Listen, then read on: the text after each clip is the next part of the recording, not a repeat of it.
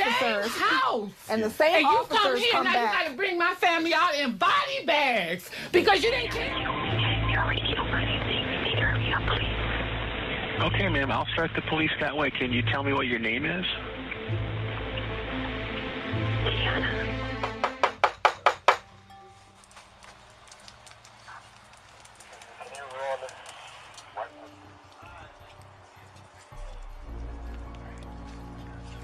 This just goes around. This call looked interesting.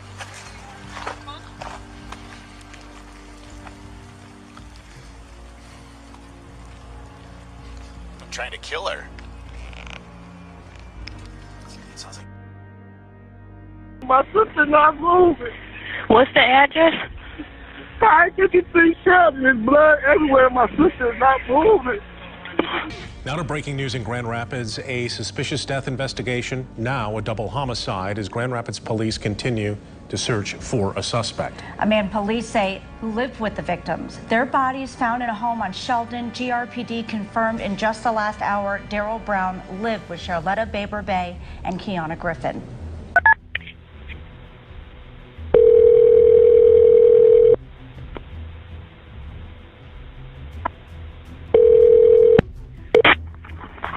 Emergency. Hi, I need help. Hello? I need help. Okay, where are you located? I'm sorry, ma'am, I can't hear you. Are you able to tell me where you're located? No. Are you at a... 553 Sheldon Avenue Southeast. Please hurry now. Okay, I got Sheldon. What's the number? 553. Hurry, please hurry up. 553 Sheldon. Okay, can you tell me what's going on there? Yeah, just hurry up, please. I'm gonna die. You're trying to kill me. You already killed my family. You need to hurry up, please. Okay, ma'am, I'll start the police that way. Can you tell me what your name is? Keyona. Who's the person who's causing trouble there? Please hurry up, man. You about to kill me. Please hurry up.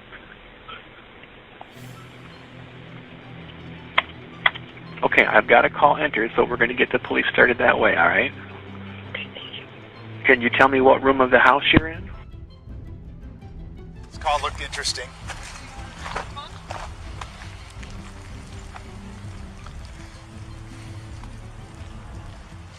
I'm trying to kill her.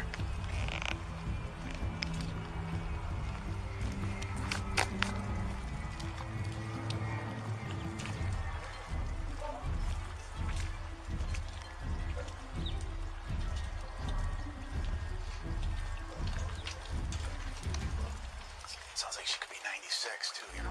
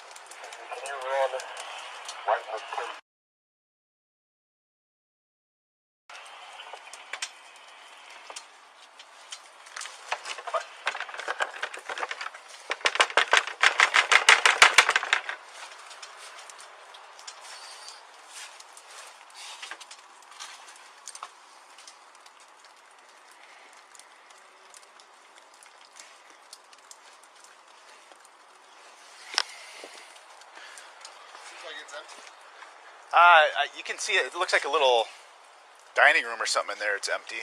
This just goes around. There's nothing in the back here.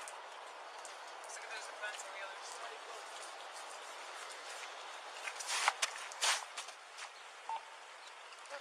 She's working Central right now, right? 911 emergency. Come to 553 Sheldon. My sister not moving. What's the address? 553 Sheldon. There's blood everywhere. My sister is not moving. Okay, stand on line. You said shirt?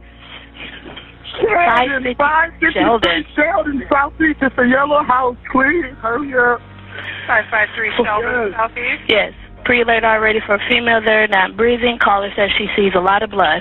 All right. Caller? Oh, please. Ma'am?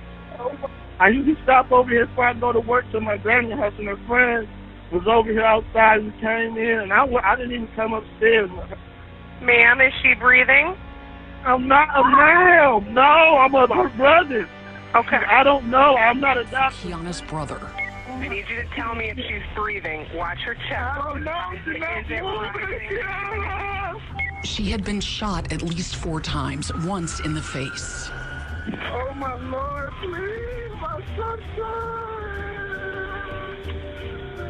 The call came in from a cellular phone, not a landline, so we don't have we cannot immediately identify where that call is coming from. Grand Rapids Police Sergeant John Witkowski explained what happened as a result of that call. He says officers tried to call back the 911 caller and sent officers to the home, where they knocked on the doors and looked in the windows. There was no indication of any foul play, no broken windows, no doors that were forced. Police say there was no evidence that there was anything that happened in the house, so they left the scene and wrote up a report.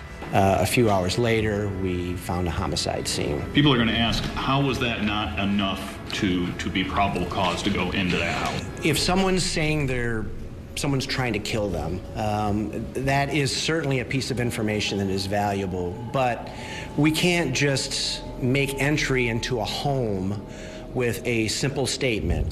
Please, 553 Sheldon, 553 Sheldon. That was her tone. And you could hear her clearly, just as I'm talking to you now. The family believes Keyona was hiding in a bedroom after Charlotta was killed, and she was quietly trying to alert police. News 8 did get the recording of the call from dispatch to officers. Suspicious condition. We have a female whispering on the line that somebody's trying to assault her. My daughter didn't say someone's trying to assault me. No one's trying to beat me up. She said someone is trying to kill me. Police do also get information from laptops in their patrol vehicles. And this is what happened when they showed up. I'm trying to kill her. 3 officers stand at the door and knock repeatedly.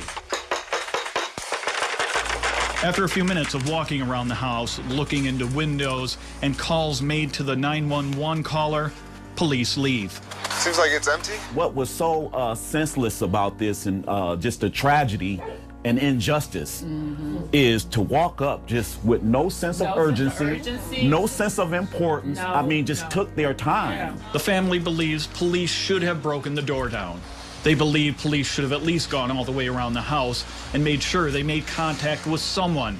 The family also wonders what would have happened if police had searched the area for Daryl Demond Brown, the suspected killer who remains at large. And then at 1 o'clock or so, you get another call and the same to the same house. And the same officers come here, now you got to bring my family out in body bags because you didn't care at 10 o'clock. The memorial still stands in front of the Grand Rapids, Michigan house where tragedy struck. She was just different. And like for her to die like that, it's like people wouldn't believe that because I still don't believe it. Tia Jackson lost her best friend, 25-year-old Keyona Griiffin. On March 13th, police discovered the bodies of Griiffin and her aunt, Charlotta Baber Bay. They had been shot to death. Immediately, investigators started looking for Baber Bay's live-in boyfriend, Darrell Brown. You believe he did it? Oh, I know it. It's not a belief. I know he did it. Grand Rapids police tell me Brown has strong family ties to the Atlanta area, and they believe he may be hiding out here. This is a mugshot from a 2005 domestic violence arrest Brown. We've also learned that he has a violent criminal history. In 2006, he was charged with assault. A year before that, in 2005, I uncovered a disturbing case with allegations that a former live-in girlfriend made in court. And I do want to warn you that the details of this case are disturbing. Now, that was in 2005. As I mentioned, his then girlfriend testified that he bound and beat her. The transcript shows the woman said that Brown tied her up with cords, kicked her in the face, gagged her so she could not scream, then urinated on her and doused her in lighter fluid, all while her 3 children and the child that she has with Brown were upstairs sleeping. Now, it was also at that time that she had said on the stand that she did not want to see him go to prison because she believed that he needed help. That case was a felony kidnapping case. She had testified during his preliminary hearing for that case. A judge had ruled there was enough evidence to have that case go to trial. However, he ended up in a plea agreement. He pleaded guilty to misdemeanor domestic violence in that case. We have not been able to tie together the other outcomes of his cases from 2006, but we also know from police that he has several aliases. So I asked Sergeant Kathy Williams about that. That definitely makes the investigation more difficult. Not only are we searching all of our databases for someone, but we're having to search by 4, 5, 6, 7 names. And those are only the ones that we know about. If someone is frequently using aliases, there may be others out there that we don't even know about yet. So certainly that does make the investigation. Before the murders, that he spotted Brown rummaging through his church's dumpster, found out he was homeless, and let him live for several months in Dean's New Life Church of God in Christ, until one of Brown's girlfriends, not Sherlita, paid the pastor a visit. She felt he was very nice, very mannerable, but there was that certain little element she was afraid of. That's when Brown barged into the pastor's office. I said, well, I was just talking about you. And he come, well, I forbid her to talk to males. Oh, no, you're not. I said, now, you sit down. I said, it's my office. Dean said the woman opened her mouth to speak and Brown lunged toward her, prompting Dean to jump up to restrain him and order him to leave the church and never come back. For me, it was like almost like a Dr. Jekyll, Mr. Hyde. Court records document Brown's explosive violence toward women. In 2005, another woman, the mother of one of Brown's children, told police he thought she had gotten smart with him, so he tied her up with cords, kicked her in the face, gagged her, urinated on her, and doused her with lighter fluid. She escaped and later wanted the charges dropped because she said she still loved him, knew he needed help, and did not think he would get it in prison. Brown ultimately pleaded guilty to misdemeanor domestic violence. My sister, she loved him. She had never had a boyfriend before. Griffin said while Sherlita loved Brown, he and Keyona, who also lived in the home, did not get along. They weren't fans of each other. And I think she wasn't a fan because, like I said, he wasn't working. And he probably wasn't a fan because he was like, oh, she's exposing me for who I really am.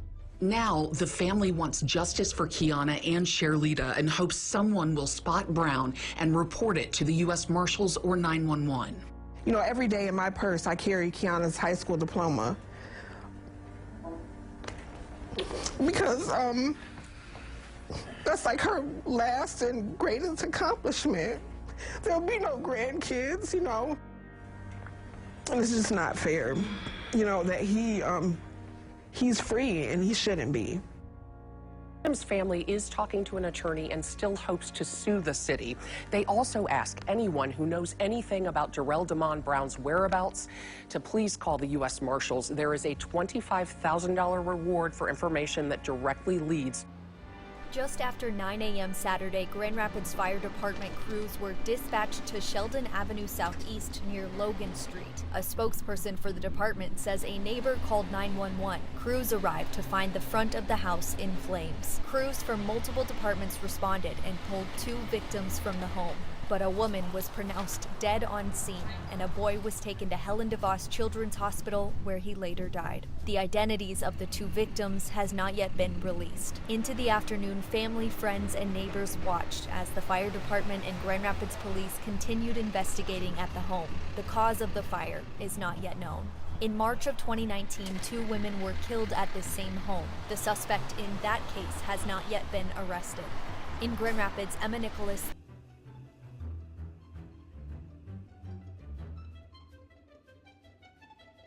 It's been 3 years since a killer gunned down 2 women inside their home here on Sheldon Southeast. That house is gone now, bulldozed after fire tore through it, a fire fueled by the heartbreak that came before.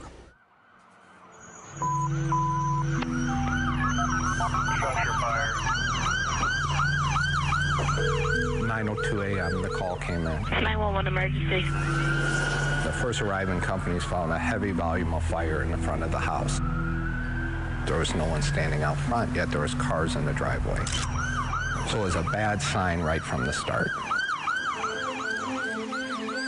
The first person they found was the grandmother, and then after that, the child. They tried to get out, but were unable to. It was caused by candles that were part of a vigil the night before. They were left burning. The house was the scene of a previous crime.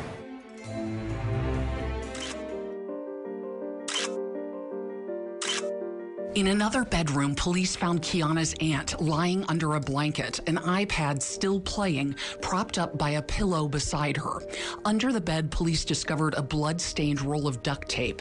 Sherlita Baber-Bay had been shot in the back of the head. The 2 women lived at the home with its owner, Jacqueline Baber-Bay, who would later die in the house fire, and Sherlita's live-in boyfriend, unaccounted for after the murders. But this man blindsided all of us. We spoke to the victim's family in 2020, gathered on that doomed front porch, candles in view. The family matriarch was still among them then, unaware of the second deadly tragedy that loomed. Jacqueline described her 47-year-old daughter, Sherlita, as her rock, a sweet, giving soul who had always been shy. She didn't have any boyfriends really during high school, so this was her first, kind of someone who paid attention to her. And at first he seemed nice. Jacqueline said the day of the murders began like any other. I left the house at 8 o'clock in the morning. Everything was fine. The family's focus for the 2020 interview, finding the killer and holding police accountable. But then you have someone calling you saying someone is trying to kill me and you won't knock down the door. You don't know. She could have been tied up in this house. Anything. It was, quiet and the doors were locked. Grand Rapids Police and Kent County's prosecutor defended GRPD's response to Keyona's 911 call, explaining officers saw nothing at the house that gave them legal cause to break in. When there's no blood, it's a shut-up house. The house is a very protected Fourth Amendment. They're very, you got to have some pretty good reasons to go in. And, there got to be something that drive them more than just a phone call. They didn't care. They was here a minimum of 3 minutes, and they went on about their happy way. And then at 1 o'clock or so, you get another call to the same house. And the same officers come here, come now back. you got to bring my family out in body bags because you didn't care at 10 o'clock.